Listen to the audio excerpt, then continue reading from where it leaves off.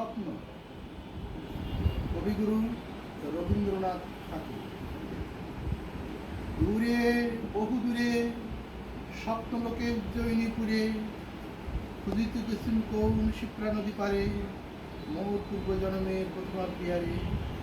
মুখে তার লক্ষ্যণ লীলাপদ্ম হাতে কর্ণমূলে কুন্দকলি পূর্বক মাঠে তনুদেহে রক্তাম্বর বিপদে বাধা চরণী মুকুরখানি বাজে আধা আধা। বসন্তের দিনে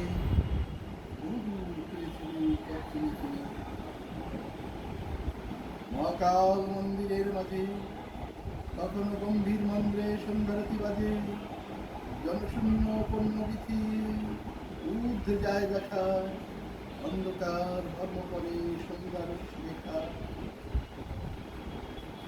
দেয়ার ভবন বঙ্কিম সংকীর্ণ পদ দুর্গম নির্জন তারে আকাশ শঙ্খচক্র তারে দুই ধারে দুটি শিশু নিপতরু পুত্র স্নেহে বাড়ে।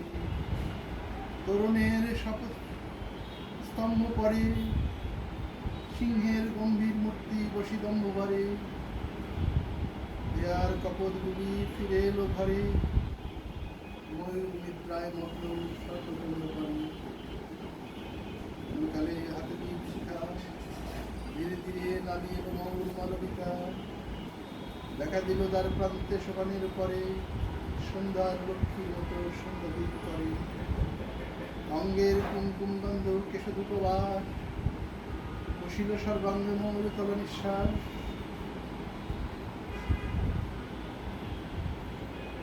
দেখা দিল দ্বার প্রান্তে সোপানের পরে সন্ধ্যার লক্ষ্মীর মতো সন্ধ্যাদীপ করে। অঙ্গের কুমকুম গন্ধ কেশধূপবাস পড়ালো সর্বাঙ্গে মৌর তল নিঃশ্বাস। না হয় না থাক।